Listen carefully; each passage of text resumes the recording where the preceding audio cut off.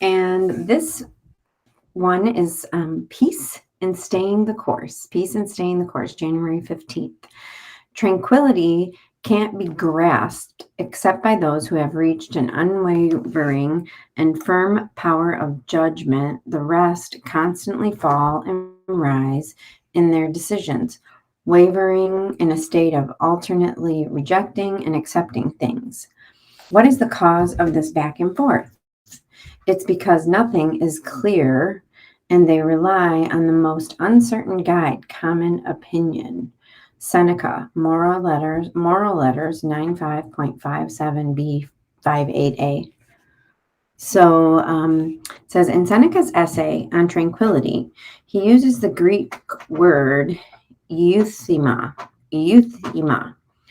which he defines as believing in yourself and trusting that you are on the right path and not being in doubt by following the myriad of footpaths of those wandering in every direction. It is the state of mind, he says, that produces tranquility. Believing in yourself and trusting that you are on the right path. Clarity of vision allows us to have this belief. That's not to say that we're always going to be 100% certain of everything or that we even should be. Rather, it's that we can rest assured that we're heading generally in the right direction, that we don't need to constantly compare ourselves with other people, or change our mind every few seconds based on new information. Instead, tranquility and peace are found in identifying our path and sticking to it, staying the course, making adjustments here and there, naturally, but ignoring the distracting sirens who beckon us to turn toward the rocks. Okay, I'm going to read that again. Staying the course, making adjustments here and there, naturally, but ignoring the distracting sirens who beckon us to turn toward the rocks. And this is so, gosh, it's interesting how long ago that was that this was written. And we as humans are still so easily swayed and so unsure of ourselves. For me, I can only speak for me. And what I really, really found powerful is this clarity of vision, and that we don't have to be 100% sure, right? And I think that we're getting a whole lot of practice in uncertainty at this time in this world that we live in. We are getting a whole lesson on this, right? And how have you managed it?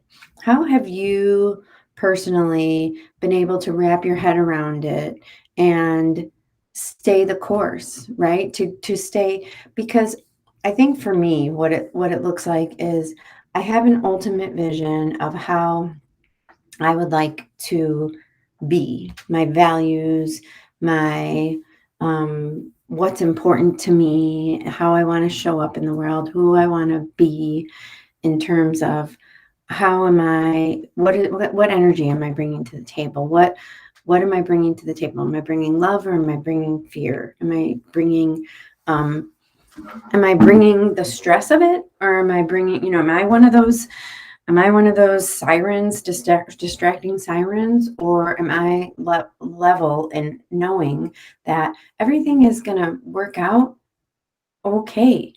That I know that I'm going in the right direction, and I don't know how I'm going to get there. And I will tell you, this is a big practice, and there's power in it, and there is freedom in surrendering the outcomes. When I am able to surrender the outcomes and know where I want to go, generally speaking, and be okay with the uncertainty of not knowing how I'm going to get there, and just trust that as I keep taking steps towards that place and allowing my inner guide, this inner thing that says, oh, you should do that, or oh, you shouldn't do that, or this looks like a good connection, a good collaboration, Try it out. And last year, so I do a word intention word every year. And last year, my word was permission.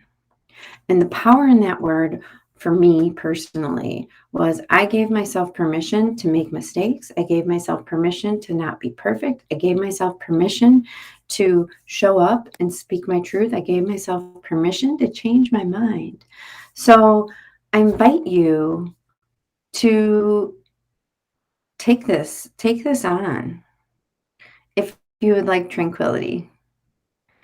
This is powerful stuff.